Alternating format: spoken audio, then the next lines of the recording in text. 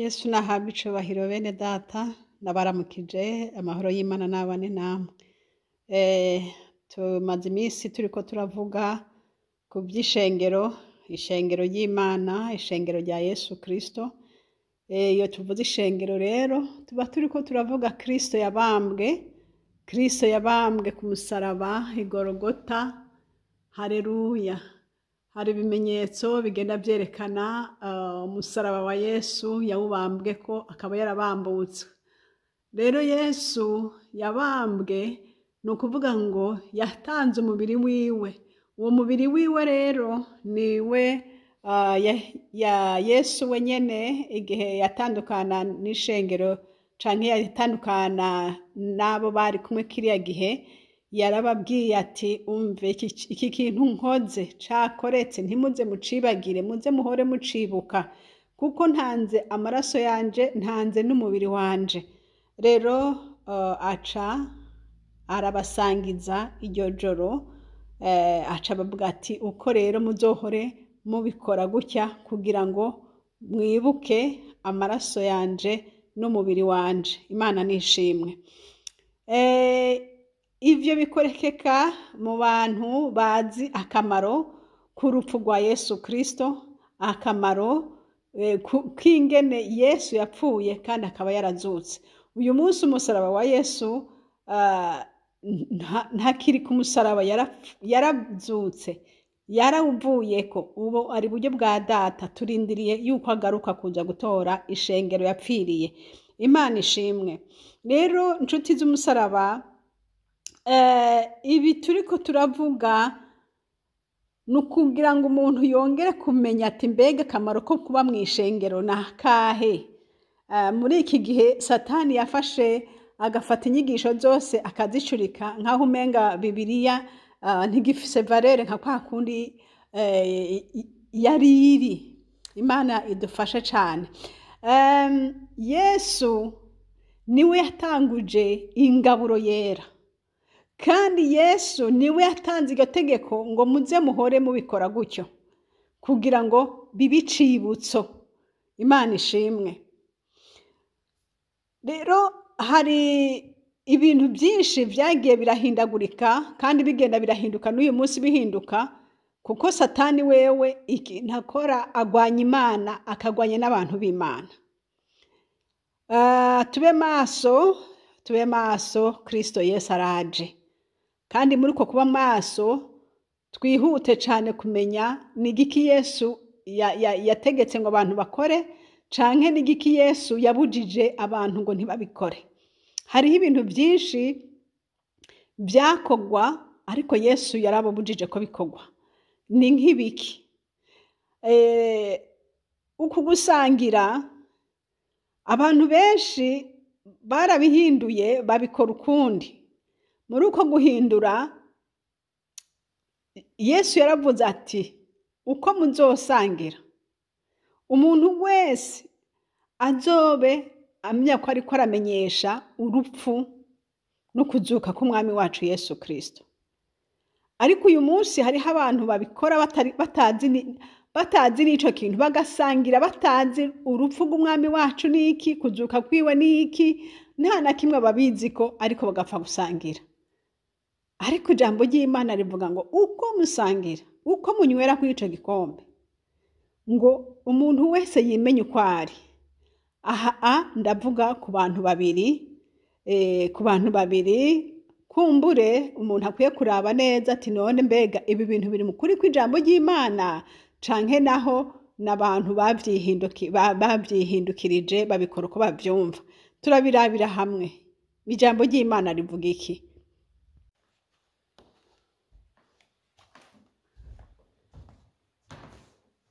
Haleluya. Turabe iki ijambo ry'Imana rero ritubwira ku vyerekeye isangira.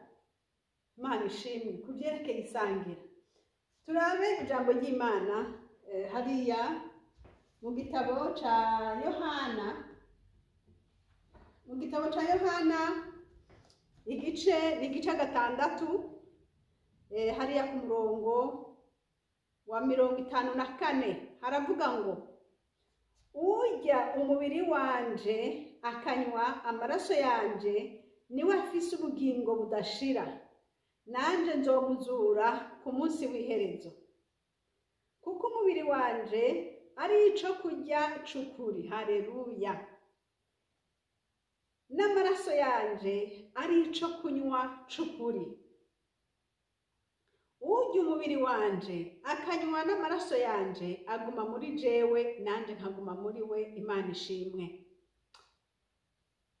Bene data, gufata igaburo ryera canke isangira ryera, nababwiye ngo ni icibutso. Icibutso umwami Yesu yasizeho kugira ngo abantu tumenye yuko Kristo yapfuye kandi yapfiriye ubugingo bwacu. Hanyuma Bibiliya tubwira ngo imishishagu yiwe, umubiri wa Yesu waratonaguwe, warakubiswe, warashwanyaguritse, waraberewe nabi, ngo imishishagu yiwe ngo nidukize ingwara. Iryo ni ijambo ry'Imana ritubwira gutyo.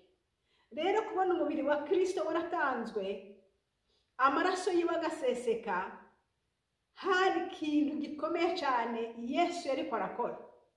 Nico gituma avuga ati urya ku mubiri wanje akanywa no ku maraso yanje aba ari ico kurya c'ukuri, haleluya, aba ari ico kurya c'ukuri. Ngaruke rero kuri bene data bandi, uyu munsi bavuga nk'aho umengane sinzi ko ari amajambere, ariko amajambere yose adacurika ijambo ry'Imana nibaza ko atari amajambere avuye ku Mana. Abantu rero benshi bavuga ngo nimuhunga ayo masengero, ngo nimuveyo. Barafise imvo babivuga gutyo, nuko abatwaye amashengero babone yuko batariko barabigenza neza. Hariho abagihagaze mu kuri kw'ijambo ry'Imana, hariho n'abandi biriko biragenda bicurama.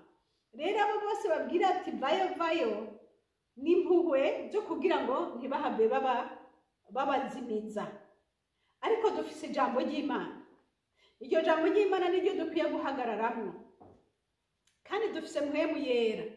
Uyo mpwemu niwe akwiye kuturongora. Imana ishimwe. Rero umaze kuva mu rusengero canke ntubukija mu rusengero, hariho ibintu ubuhomvye kuko kenshi isangira ryera ntajya ukora. Sindabizi kumbure, ngira ngo abandi murafise ukundi kuntu mubikora, ariko abenshi bamaze kuvayo nta sangira bakora. Ariko ni itegeko ry'umwami wacu Yesu, yavuze ngo ni ico kurya c'ukuri. Amaraso ya Yesu Kristo yaduhuje n'Imana. Turabe ijambo ry'Imana rivuga ngo iki, ngo kuri 56 turi muri Yohana igice ca 6, urya umubiri wanje akanywa amaraso yanje aguma muri jewe, nanje nkaguma muri we, Imana ishimwe. Ukora ivyo ni ukuvuga ngo ubuzima bwa Kristo bukamwuzura, bukamubamwo. Imana ntihabwa icubahiro. Bene data bakunzi b'umwami Yesu, iyo umuntu yosobanukirwa ibikorwa bikorekeka mu kurya iyi ngaburo y'umwami wacu, yohora abikora buri mwanya, kubera yuko Bibiliya ivuga ngo nico co kurya c'ukuri, haleluya, kirimwo amavitamine yose. Imana ishimwe.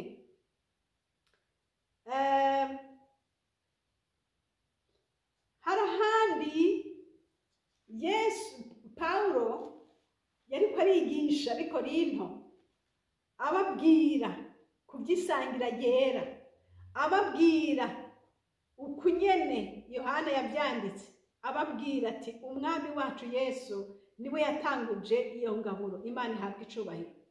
Hanyuma dusome hariya igice ca abikorinto ba mbere 11, turahera hajya ku murongo wa 27. Haravuga ngo duhere ku murongo wo hejuru wa 24. Pawulo abibutsa uko Yesu yatanguje ingaburo yera. Imana ishimwe, umwami wacu Yesu niwe yayitanguje. Ku murongo wa 20 duhere kuri 23, ngo kukwica nahawe n'umwami wacu arico nabashikirije namwe, yuko umwami Yesu mwijoro yaguzwemwo yabiriye umutsima, arawushimira Imana, akawumanyagura, akavuga ati uyu n'umubiri wanje ubatangiwe, murahora mugira mutya kugira ngo kibe icibutso canje. Ndabibutse yuko ijambo ry'Imana rivuga ngo yabikoze ataraja ku musaraba. Bavuga ngo mwijoro yaguzwemwo, uyo munsi nyene ataraja kugugwa, ataraja kubambwa, yasize abikoreye abigishwa kuko yarazi bigira bimubeko, kuko inyuma yavyo Yesu urumva yari yapfuye, ariko yasize ababwiye ati muzohore mugira gutya. Avuga ati mwijoro yaguzwemwo yabiriye umutsima, yariko arabasezera ababwira ati muzohore mugira gutya. Hanyuma yababwiye ku murongo wa 24, wakawushimira Imana, akawumanyagura, akavuga ati uyu n'umubiri wanje ubatangiwe, murahora mugira mutya kugira ngo kibe icibutso canje. Haleluya. Bene data, Yesu yaravuze ati souvenir yanje, muze muhore mugira iki kintu. Yesu we, muze muhore mubikora kugira ngo bibibutse, munyibuke. Imana ishimwe. 25, n'igikombe akigenza cyo, bahejeje kurya arababwira ati igikombe n'isezerano risha ryo mu maraso yanje. Haleluya. N'isezerano risha ryo mu maraso yanje, amaraso ya Yesu Kristo. Haleluya. Mu maraso ya Yesu Kristo niho haboneka isezerano risha ryaduhuje n'Imana Data. Haleluya. Amasezerano mashasha yavuye muri Yesu Kristo, akuraho amasezerano ya kera, amasezerano mashasha mu bugingo bushasha bwo muri Yesu, ubugingo bushasha bwatwunganishije n'Imana, bwavuye mu maraso. Imana ihabwa icubahiro. Amaraso ya Yesu yabaye ikintu gikomeye cyane. Ngo n'isezerano risha ryo mu maraso yanje. Imana ihabwa icubahiro. Aravuga ati murahora mugira mutya uko muzonywerako kugira ngo kibe icibutso canje. Agarutse ku ijambo ryitwa icibutso. Uko muzonywa uwo mutsima cyangwa uko muzonywa kuri ico gikombe, muba mumenyekanishije urupfu rw'umwami wacu kugeza hazozira. Yesu nashimwe. Ngo muzobikora muba mumenyekanishije urupfu rw'umwami wacu. Data ahabwa icubahiro. Ku murongo wa 27 rero, ngo nico gituma umuntu wese azorya umutsima w'umwami wacu canke akanywera ku gikombe ciwe uko bidakwiye, nshuti z'umusaraba mwumvirize, ngo azotsindwa n'urubanza rw'uko yakengereye umubiri n'amaraso by'umwami. Iri jambo rirakomeye, uzobikora uko bidakwiye. Twari dufise umukozi w'Imana mw'ishengero rimwe nabayemwo, iryo shengero iminsi yose imbere yuko tugira isangira ryera yaca abanza kubwira ati umwe wese yirabe yisuzume agendiwe, yama atanga umwanya imbere yuko dusangira, kandi twize abandi bihanye, ariko imbere yo gusangira yavuga ati subira, umuntu wese nibanze muhumirize, umuntu wese arabe ibyo yagendeyemo n'ivyabamwo, abanze yitature hanyuma abone kwakira. Uko niko yabigenza, kandi Imana nimuha umugisha. Hanyuma aha naha turabonye ngo ukora uko bidakwiye azotsindwa n'urubanza rw'uko yakengereye amaraso, yuko yakengereye umubiri n'amaraso by'umwami. Iri jambo rirakomeye, ariko kandi nasubiye ndiyumvira, bene data, none nagiye henshi ngenda mu mashengero menshi nkabona abantu benshi uko babigenza, natangajwe ahantu hamwe nagiye, hanyuma rero mbona n'utwana dutoyi cyane bariko baraduha, umuntu ateruye akana gatoyi nkabona arakiriye aragahaye, kandi nkabona abantu bo muri iryo shengero nta na kimwe babibonamwo. Nuko nyene uwo twari kumwe turajyana inzara tutiye baba we tutehera ibi bintu, dusanga ngaho niko babikora. Ariko ijambo rivuga wiki ngo uzojya, ngo nico gituma umuntu wese azojya umutsima w'umwami wacu canke akanywera ku gikombe uko bidakwiye azotsindwa n'urubanza nk'uko yakengereye. Umwana wovuga ngo yakoze icaha ke, umwana n'abavyeyi bamuhaye, ariko ijambo ry'Imana rivuga ngo uzobikora uko bidakwiye, uzojya ni umwana yabiriye. None ubwo rubanza bizogenda gute? Yesu niwe yobimenya. Mbega icaha yakoze ni ikihe? Yakoze ko yakoze ikintu atazi, kuko ijambo rivuze ngo umuntu wese azojya umutsima w'umwami wacu canke akanywera ku gikombe uko bidakwiye azotsindwa n'urubanza kuko yakengereye umubiri w'umwami wacu. Ngo ariko umuntu yibaze uko ameze abone kujya kuri uwo mutsima no kunywera kuri ico gikombe, ngo kuko urya canke uwunywa atamenye n'iri jambo abo bana bariko barahabwa ata kintu bazi, mbega Imana izobagenza gute? Bavyeyi, bakozi b'Imana, subira mugenzure, subira murabe. Ngo ntibamenya, abo bana ntaco bazi. Ngo ku murongo wa 29, kuko urya canke uwunywa atamenya umubiri w'umwami wacu arya kandi anywa ibimuzanira gutsindwa n'urubanza. Data dutabare, data dutabare, kuko ibintu byinshi umuntu aba ariko arakora, hari igihe umuntu akora ikintu ukamenga ariko agira neza, kandi uko kugira neza nyene tukwiye kugira neza biciye mu rutonde rwiza, mu rutonde rushimwa n'Imana, mu rutonde Imana data ishigikiye. Ngaruke kuri bene data nabo bashobora kwakira ku ngaburo y'umwami wacu Yesu Kristo, kandi bidakwiriye ubugingo bwabo butejejwe imbere y'Imana. Nico gituma Bibiliya ivuga ati umuntu wese abanze yisuzume yirabe. Erega bene data, iyi Mana tuvuga ni Imana ibona mu mutima. Urashobora kunama ukavuga uti mwami Yesu, urabona ko bya bindi nakoze ukuntu kubabarira ndasabye imbabazi, ariko wava ngaho ukabisubiramo, none uko n'ugusenga uko n'ugusaba imbabazi. Oya, Imana si umuntu bene data, Imana si umuntu. Imana ni umukozi w'umuhanga, Imana ni Imana ibona kure, ikabona ibyo ubamwo n'ibyo ugenderamwo.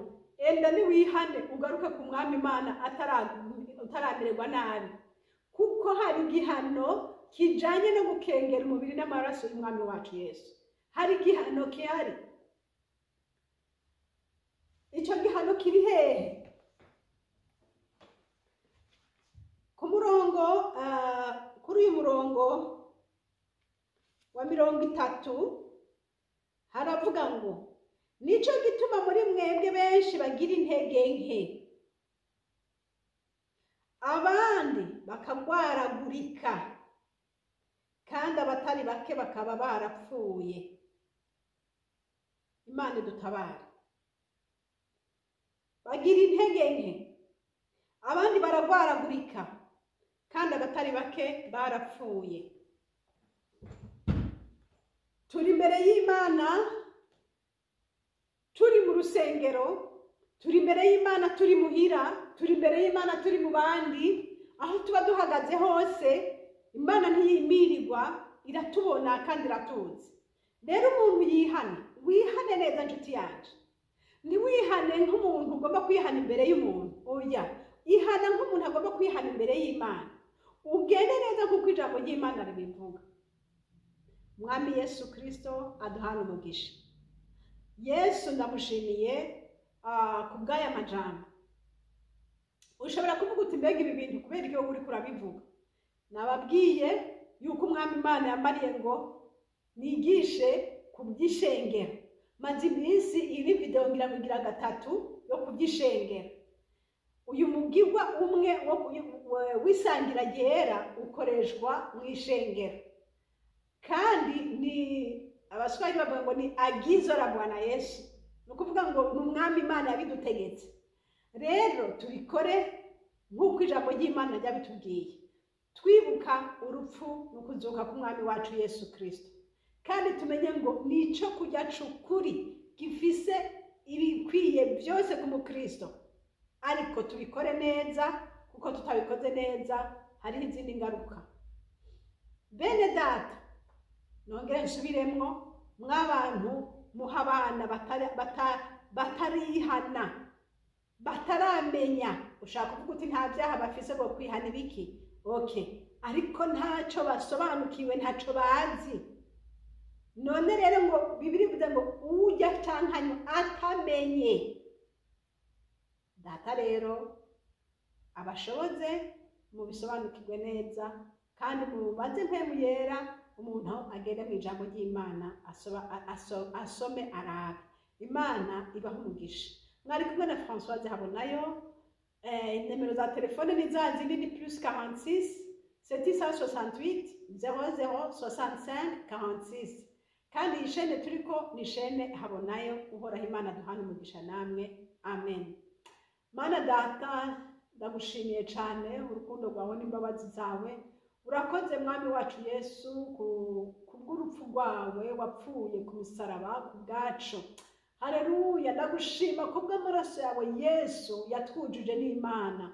Ndagushima mwami ko witanze utigabanije. Kandi ndagushima ko wavuze ngo duhore tubikora kugira ngo tukwibuke. Mu izina rya Yesu, iki gikorwa ntikize cibagiranwe, iki gikorwa ntikije gisibangane. Nubwo abanyabwenge benshi bagombye kubisibanganya, n'uyu munsi abantu bashishikara kubisibanganya, ariko Mana yo mu ijuru, wewe udufashe, udushoboze kongera kumenya igiciro c'isangira ryera. Mana uhezagire bene data baturanka isangira ryera, ubafashe bashoboze mu izina rya Yesu. Amen.